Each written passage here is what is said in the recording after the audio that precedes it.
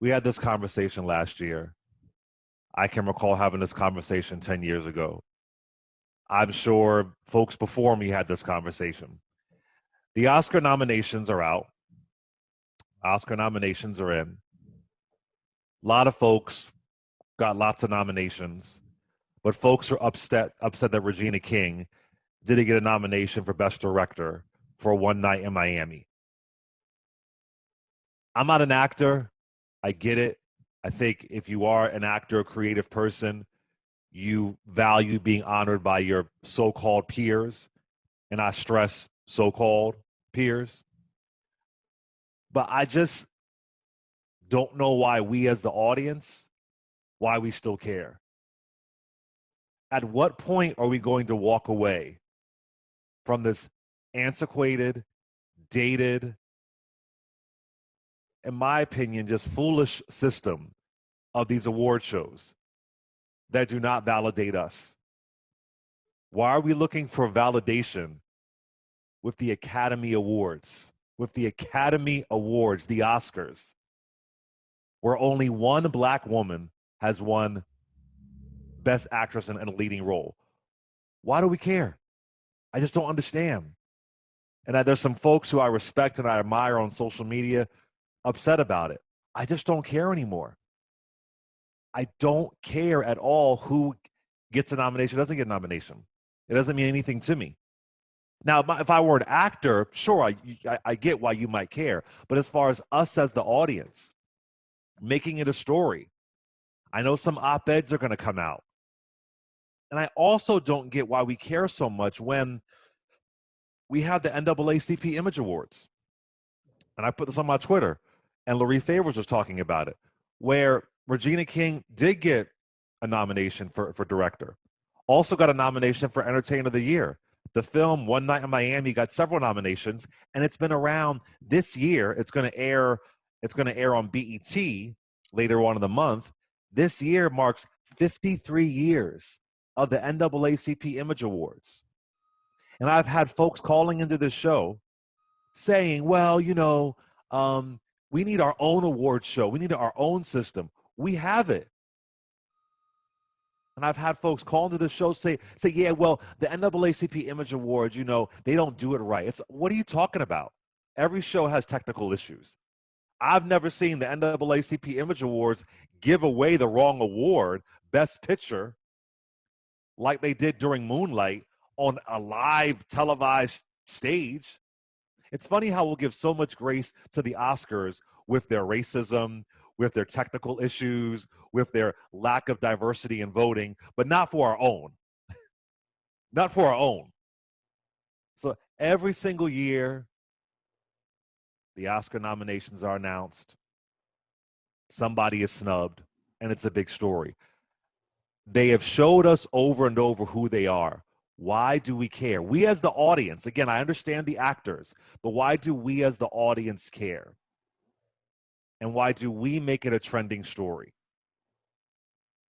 I just don't give a damn.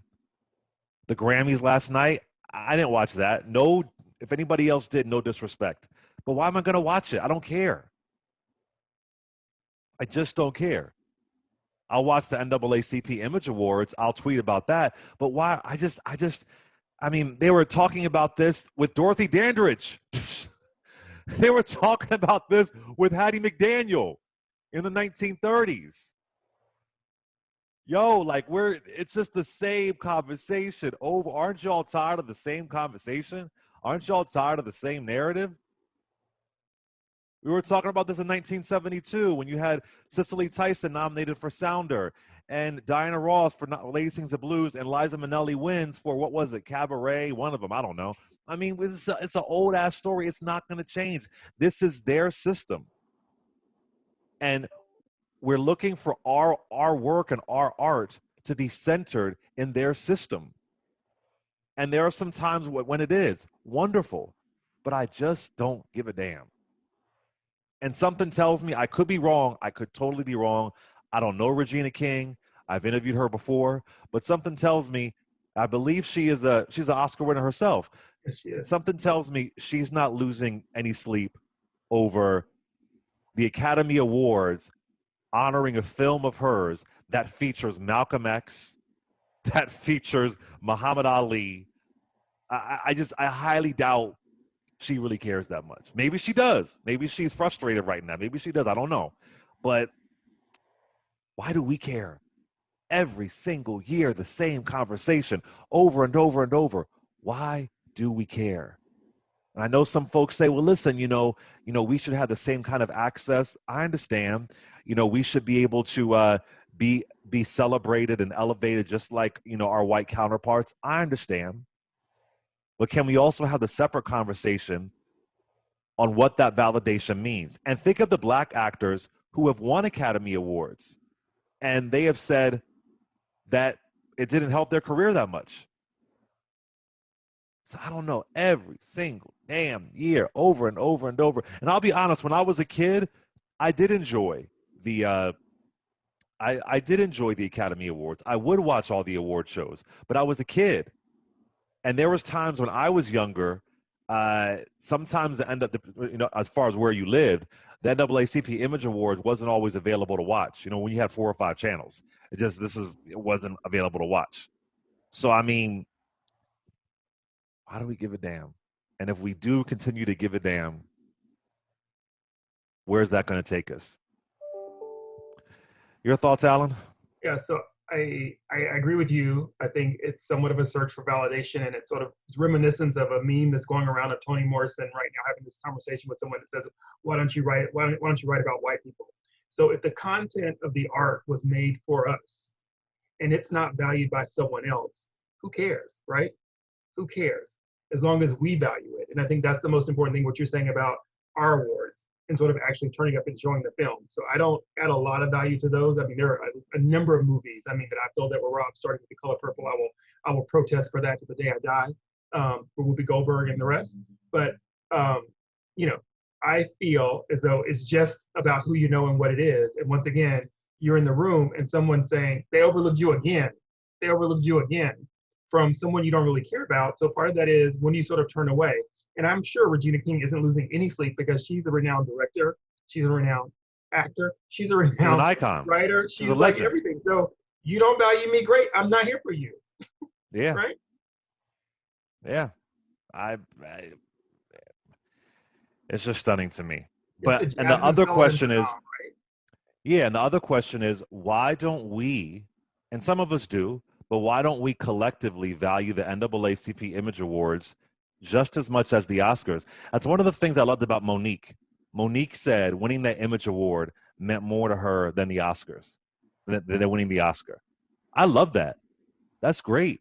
And this is a larger conversation that many communities have where, when I was younger, what they used to say, and y'all have heard, especially Southerners, when it's white, it's right. I've heard people say that. Well, actually, it's the ice. It's just colder over there. Right. People have said that. Now, for some of our younger listeners or younger folks, watching on the app or on YouTube, that may be shocking to you, but that's the kind of stuff you would hear. Because it's this thing of aspiring to this kind of mainstream validation. That's why I say your so-called peers. So I encourage y'all, who cares? And that said, maybe I'm wrong. Maybe there are little kids watching these award shows, little Black girls and Black boys saying, I want to be an Oscar winner. Nothing wrong with that whatsoever. But again, I'm just going to the audience. I'm going to the audience, us, because at this point we know, different than it was 10, 15 years ago, when it comes to social media, we create trends.